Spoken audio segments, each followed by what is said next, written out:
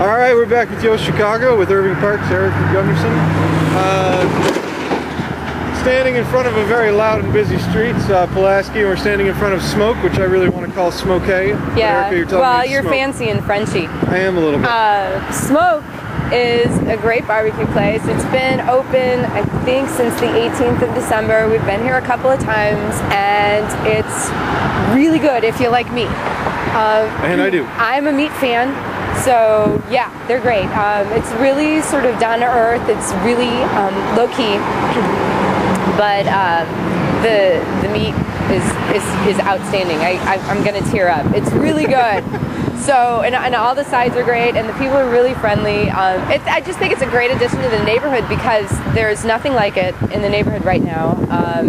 You know, if you want barbecue, most people around here will go to like Gale Street, which is up in Jefferson Park.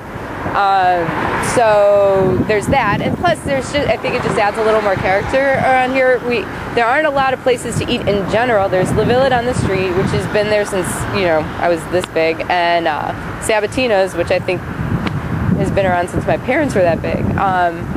But there was not a lot of variety, so I'm very excited about it. I hope it's a harbinger of things to come, and these things seem to happen in pockets around here. Like Smoque is here, and then there's a new salon there, and some sort of office there. But things seem to be opening up in little bits and pieces. So I think that it's sort of it's like I said, it's a harbinger of things to come. So I'm pretty excited about it. What are some of the things if Irving Park finally has a fantastic barbecue sandwich place now? What are some of the things that you feel like we still need in Irving Park? What are some of the things you'd like to see? I was just thinking something.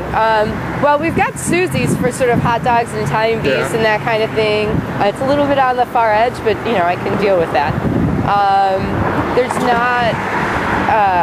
What we do have in spades is drugstores, and it's just around the periphery. There are literally two CVS's a block away from each other up the street. As a result of the Osco merger. And of course, being Chicago, there are Walgreens everywhere, so there's that. We do have a kind of a wealth of grocery stores, which is nice since it's residential. What are we missing?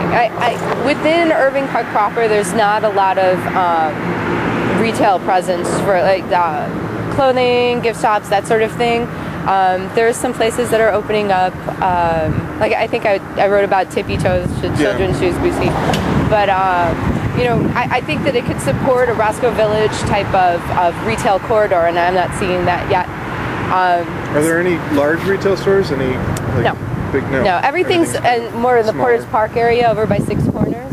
Right. So there's, you know, Sears, but even that area, it's kind of, you know, when I was a kid, it was huge and thriving, and they would have these big sidewalk sales, and it was like, you know, that's where everybody went, and then it just sort of rapidly declined, and all the stores closed, and it's kind of desolate looking. But even there, I'm seeing a lot of things start to pick up. There are a few new boutiques. There's the Clee Plaza, which I think is a great use of what used to be a bank space. There's some new construction, but I think in Portage Park they're generally doing a really good job of maintaining the character of the area. Whereas in Irving Park, which maybe even has a stronger character, you're seeing more sort of, you know, the ticky-tack new construction that doesn't necessarily blend well with the rest of the neighborhood. So, you know, there's that, and then I think there needs to be some sort of retail kind of renaissance here. As you were talking about